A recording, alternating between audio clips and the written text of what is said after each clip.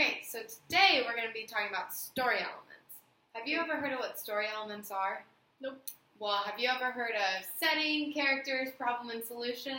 Yeah. Alright, so our setting is when and where a story takes place. Okay. Our characters are who all's in the story, and then the problem is like what went wrong, and then the solution is how they fixed it.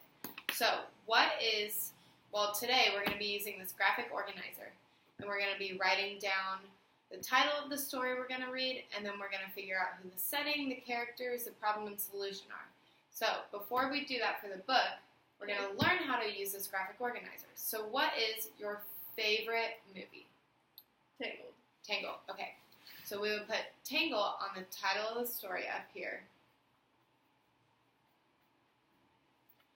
So, the setting, that's the where and the when the story takes place. So, where does Tangle take place? In a kingdom of sorts. Alright, a kingdom. And there could be multiple settings in a story. So does Tangle happen anywhere else? Forest. In a forest. Yep, good job. So we would put kingdom and forest under setting. So the next one is characters. That's who's in the story. So who all's in Tangled? Rapunzel. And Flynn Rider. And the little chameleon. Alright. So, we would put all the characters' names under the characters portion of this paper. And then the last thing we're going to look at is the problem and solution. So the problem is what went wrong, what happened in Tangled. Rapunzel is looking for a family. Alright. So Rapunzel is looking for her family. Alright, so we put that under our problem. So next we're going to think about the solution. So what happened at the end of the story? She finds her family. Good job. She found her family.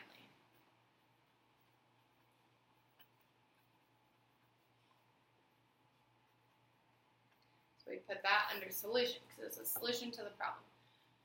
So do you get how to use the story element worksheet? Okay, perfect. So we'll put this over here, and we can look at it if we have any questions later. So today we're going to be reading The True Story of the Three Little Pigs, and you're going to be filling out your own story elements worksheet. And anytime you see a different setting, a character, or you think you found the problem or solution of the story, I want you to tell me to stop reading, and we'll write it down where it's supposed to go. So you can start by writing the title.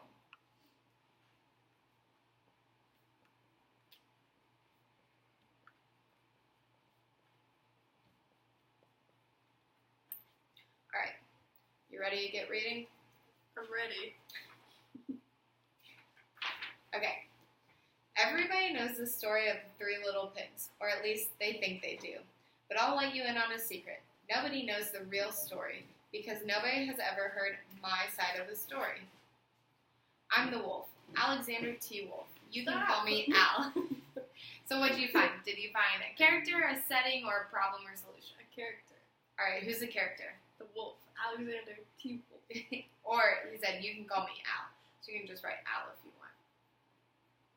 Got it. Okay. I don't know how this whole big bad wolf thing got started, but it's all wrong. Maybe it's because of our diet. Hey, it's not my fault wolves eat cute little animals like bunnies and sheep and pigs. That's just the way we are. If cheeseburgers were cute, folks would probably think you were big and bad too. But like I was saying, the whole big bad wolf thing is all wrong. The real story is about a sneeze and a cup of sugar. This is the real story. Way back in Once Upon a Time, I was making a birthday cake for my dear old granny. I had a terrible sneezing cold, and I ran out of sugar.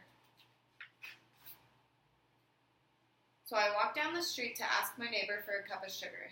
Now this neighbor was a pig, and he wasn't too bright either. He had built his whole house out of straw. Can you believe it? I mean, who in his right mind would build a house out of straw? So have we found any more settings where the story takes place? The neighborhood? Okay. Does that count? We could do the neighborhood, or what kind of house did he just go to? Straw house. A straw house. That would be a good one to write.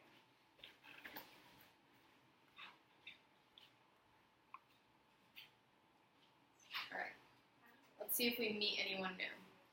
So, of course, the minute I knocked on the door, it fell right in.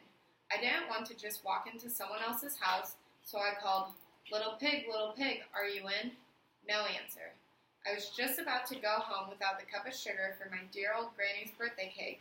That's when my nose started to itch. I felt a sneeze coming on while I huffed and I snuffed and I sneezed a great sneeze.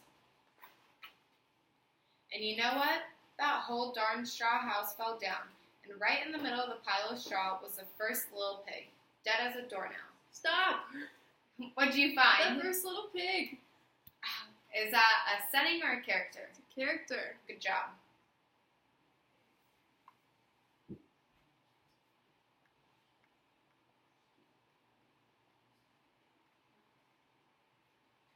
Alright, you ready to keep reading? I'm ready. Okay. He had been home the whole time. It seemed like a shame to leave a perfectly good ham dinner lying there in the straw, so I ate it up. Think of it as a big cheeseburger just lying there. So I was feeling a little bit better, but I still didn't have my cup of sugar, so I went to the next neighbor's house. This neighbor was the first little pig's brother. He was a little smarter, but not much. He had built his house out of sticks. A stick house. What is it? Good job. Stick house is the next setting. Got it. Okay, we'll keep reading. I rang the bell on the stick house. Nobody answered. I called, Mr. Pig, are you in?" He yelled back, "Go away, Wolf, you can't come in. I'm shaving the hairs on my chinny chin chin." Mr. Pig is his character. Yeah, good job.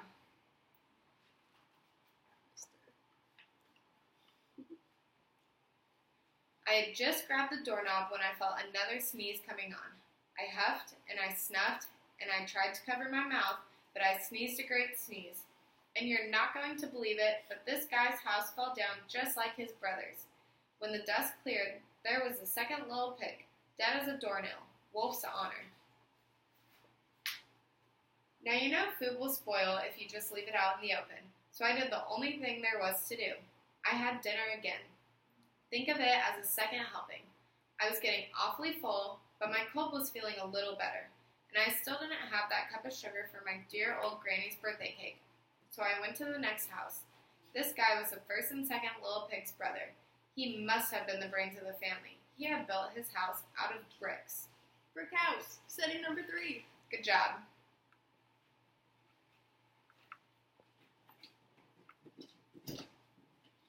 I knocked on the brick house. No answer. I called, Mr. Pig, are you in?" And do you know what that rude little porker answered? "Get out of here, Wolf. Don't bother me again." Just got the third pig. Yeah, so is that a setting or a character? Character. Good job. Talk about impolite. He probably had a whole sack full of sugar, and he wouldn't even give me one little cup for my dear, sweet old granny's birthday cake. What a pig. I was just about to go home and maybe make a nice birthday card instead of a cake when I felt my cold coming on. I huffed, and I snuffed, and I sneezed once again. Then the third little pig yelled, "And your old granny can sit on a pin." Now, I'm usually a pretty calm fellow, but when somebody talks about my granny like that, I go a little crazy. When the cops drove up, of course I was trying to break down this pig's door, and the whole time I was huffing and puffing and sneezing and making a real scene. The rest, as they say, is history. The news reporters found out about the 2 pigs I had for dinner. They figured a sick guy going to borrow a cup of sugar didn't sound very exciting. So they jazzed up the story with all of that huff and puff and blow your house down, and they made me the big bad wolf. That's it. The real story. I was framed. But maybe you could loan me a cup of sugar. So what was the problem that was in the story? He needed a cup of sugar. Good job.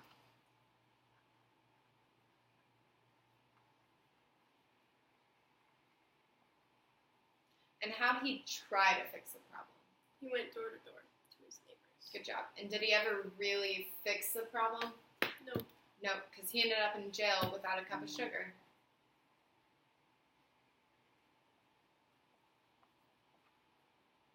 All right.